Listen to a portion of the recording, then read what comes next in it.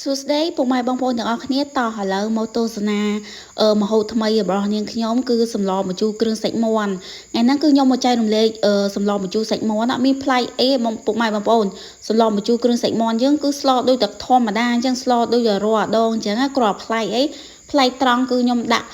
បន្លែប៉េងប៉ោះហើយនឹងឆ្អិនអញ្ចឹងគឺខ្ញុំដាក់បងមកអមអញ្ចឹងណាបងពុកម៉ែបងប្អូនមកអមគឺយើងបងតែសម្លម្ជូរយើងធម្មតាតែថ្ងៃនេះគឺខ្ញុំដូចថារៀងប្លែកគឺសម្លម្ជូរគ្រឿងសាច់មាន់គឺខ្ញុំបងមកអមហើយបន្លែហ្នឹងគឺបន្លែពេញប៉ោះប្លែកពីគេអញ្ចឹងណាពុកម៉ែបងប្អូនហើយរសជាតិគឺឆ្ងាញ់ណាពុកម៉ែបងប្អូនអើយប្លែកទាំងរសជាតិតែប្លែកក្លិនគឺឆ្ងាញ់មែនតើហើយអញ្ចឹងហើយបានខ្ញុំអត់ទុកយូរទេតែបើមានម្ហូបថ្មីហើយប្លែកខ្ញុំធ្វើទៅឆ្ងាញ់គឺខ្ញុំចែករំលែកជូនទៅពុកម៉ែបងប្អូនទស្សនាដើម្បីយកទៅធ្វើញ៉ាំទាំងអស់គ្នាអញ្ចឹងណាហើយសម្រាប់សម្លម្ជូរគ្រឿងសាច់មាន់យើងងាយពុកម៉ែបងប្អូនមានតែសាច់មាន់យើងដូចថាមាន់ស្រែយើងមួយអីអញ្ចឹងទៅពេញប៉ោះ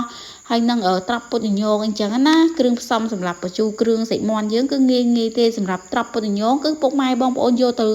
រំលីងឲ្យឡើងឆ្អិនអញ្ចឹងណាហើយសម្រាប់គ្រឿងបុកគឺពុកម៉ែបងប្អូនដឹងហើយសម្រាប់គ្រឿងបុកយើងហើយពេញប៉ោះគឺបងប្អូនចាត់ដូចខ្ញុំអញ្ចឹងមកពូជា2ជា3ដូចខ្ញុំអញ្ចឹងណាហើយម្អមគឺហាន់ចំណិតតូចម្អមស្រែយើងពុកម៉ែបងប្អូនហើយសម្រាប់ម្ទេសហ្នឹងបើបងប្អូនចង់ញ៉ាំឲ្យហឹរដាក់4 5ទៅនេះគឺខ្ញុំប្រើតែម្ទេស2ទេព្រោះពុកម៉ែខ្ញុំគាត់ចាញ់ហឹរអញ្ចឹងណាតោះឥឡូវគឺធ្វើការចម្អិនសម្លម្ជូរគ្រឿងសាច់មាន់ជាមួយនឹងនាងខ្ញុំទាំងអស់គ្នាដាក់ប្រេងឆាយើងឲ្យក្តៅមកបន្តមកទៀតគឺដាក់គ្រឿងយើងចូលរំលីងគ្រឿងយើងនោះឲ្យឡើងឈ្ងុយបន្តពីគ្រឿងយើងឡើងឈ្ងុយហើយគឺបន្តដាក់ម្ទេសឆ្អើរយើងចូលមកណាហើយសម្រាប់ម្ទេសឆ្អើរហ្នឹងគឺត្រាំទឹកឲ្យរីកហើយគឺយកចិញ្ច្រាំរំលីងដាក់ជាមួយគ្រឿងដូចខ្ញុំអញ្ចឹងមកដើម្បីយកពណ៌ឲ្យមើលទៅក្រហមស្រស់ស្អាតអញ្ចឹងណាពុកម៉ែបងប្អូនតាក់ទងនឹងម្ទេសឆ្អើរចិញ្ច្រាំយើងណាហើយបន្តមកទៀតហ្នឹងគឺបន្តដាក់ប្រហុក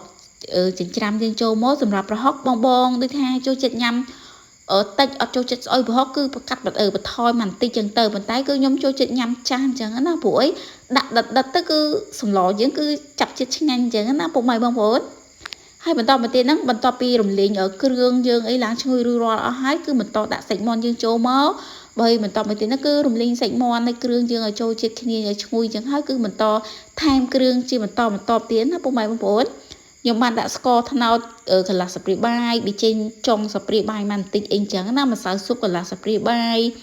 ហើយនឹងទឹកប្រេងខ្យងយើងកន្លះស្លាបព្រាបាយហើយនឹងទឹកត្រីយើងហ្នឹងកន្លះស្លាបព្រាបាយដែរពុកម៉ែបងប្អូនដាក់បន្តិចដូចខ្ញុំអញ្ចឹងមកហើយត្រឡប់ចុះត្រឡប់ឡើងច្បោកច្បល់គ្រឿងហើយនឹងសាច់យើងអញ្ចឹងណាដើម្បីឲ្យវាឡើងឈ្ងុយអញ្ចឹងណាហើយខ្ញុំបានរំងាស់ប្រហែល1នាទីចិត្ត2នាទីដើម្បីឲ្យសាច់មាន់នៃគ្រឿងយើងឆ្អិនល្អណាហើយបន្តមកទៀតហ្នឹងថែមទឹកយើងចូលមក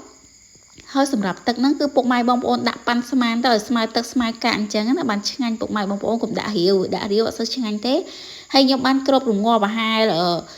3នាទីអញ្ចឹងណាដើម្បីឲ្យសាច់មាន់យើងហ្នឹងគឺឆ្អិនល្អមានពណ៌ស្រស់ស្អាតហើយត្រូវចាប់ជាតិជាមួយនឹងគ្រឿងដែលយើងបានផ្សំទាំងប៉ុន្មានអញ្ចឹងណាពុកម៉ែបងប្អូនរងាស់ប្រហែល3នាទី4នាទីអញ្ចឹងទៅហើយបន្តមកទៀតហ្នឹងធ្វើការដូចថារងាស់ប្រហែល3 4នាទីគឺសាច់មាន់យើងបានឆ្អិនអញ្ចឹងវារៀងឆ្អិនអញ្ចឹងគឺបន្តដាក់បន្លែយើងចូលមកហើយបន្តពីដាក់បន្លែពេញប៉ោះយើងចូលហើយគឺបន្តដាក់ត្រប់ពុតញងដែលយើងបានរំលីងឡើងឈ្ងុយយកមកបង់ជាមួយគ្នាអញ្ចឹងមកព្រោះសាច់មាន់យើងហ្នឹងគឺបានឆ្អិនអញ្ចឹងណាបងប្អូនហើយបន្តពីទៀតហ្នឹងគឺខ្ញុំបានរងាស់សម្លហ្នឹងគឺប្រហែល2នាទីចិត្ត3នាទីបន្តទៀតអញ្ចឹងណាដើម្បីឲ្យសាច់មាន់យើងហើយបន្លែយើងដែលបង់ទៅគឺចូលជាតិចាប់ជាតិជាមួយនឹងគ្រឿងដែលយើងបានផ្សំទាំងប៉ុន្មានអញ្ចឹងណាពុកម៉ែបងប្អូនហើយឥឡូវហ្នឹងគឺខ្ញុំបានរងាស់ប្រហែល3នាទីជាបន្ថែមទៀតគឺសម្លយើងគឺឆ្អិនហើយខ្ញុំបានភ្លក់រសជាតិគឺល្មមអត់មានថែមថយទេពុកម៉ែបងប្អូនរសជាតិគឺឆ្ងាញ់ហើយប្លែកមែនតើបងប្អូនប្លែកសម្លម្ជូរគ្រឿងយើងពេលដល់យើងដាក់ផ្លែពេញប៉ោះហើយនឹងបងម្អមយើងគឺឈ្ងុយមែនតើរសជាតិគឺឆ្ងាញ់ខ្លាំងអញ្ចឹងណាហើយឥឡូវហ្នឹងគឺសម្លម្ជូរគ្រឿងសាច់មាន់របស់នាងខ្ញុំនេះគឺបានឆ្អិនរួចរាល់ហើយសម្រាប់វីដេអូនេះពុកម៉ែបងប្អូនដូចថាពេញចិត្តចូលទៅ Subscribe Channel នេះខ្ញុំមួយផងដើម្បីទទួលវីដេអូថ្មីមុខម្ហូបថ្មីដែលខ្ញុំចូលចិត្តចែករំលែកជូនទៅពុកម៉ែបងប្អូនទស្សនាអញ្ចឹងណាប្រសិនពុកម៉ែបងប្អូនមានមតិយោបល់ឬក៏ចម្ងល់អ្វីពុកម៉ែបងប្អូនអាច comment សួរខ្ញុំនៅខាងក្រោមបានប្រសិនបើពេញចិត្តលើរូបនាងខ្ញុំពុកម៉ែបងប្អូនអាច like ឬក៏ share ទាំងអស់គ្នាទៅដើម្បីឲ្យវីដេអូនេះលោកតាលោកយាយនៅតាមបណ្ដាខេត្តនេះឲ្យគាត់បានដឹងថាសម្លម្ជូរគ្រឿងសាច់មាន់យើងគឺប្លែកថ្មីហើយរសជាតិគឺឆ្ងាញ់បន្ថែមបន្លែពេញប៉ោះឲ្យមកអមដូចថាគេអត់ធ្លាប់ធ្វើ យកមកធ្វើឲ្យប្លែកពីគេអញ្ចឹងគឺចង់ដឹងរសជាតិអញ្ចឹងណាពុកម៉ែបងប្អូនទាំងគេទាំងខ្ញុំគឺចូលចិត្តណាចង់ដឹងប្លែករសជាតិថាសម្លម្ជូរគ្រឿងយើងហ្នឹងគឺឆ្ងាញ់បែបណាអញ្ចឹងណាសម្រាប់កូនខ្មែរច្នៃម្ហូបអញ្ចឹងណាពុកម៉ែបងប្អូនឥឡូវវីដេអូនេះគឺខ្ញុំសូមបញ្ចប់តែនឹងហើយចាំជួបគ្នានៅវីដេអូក្រោយបងបាយបាយ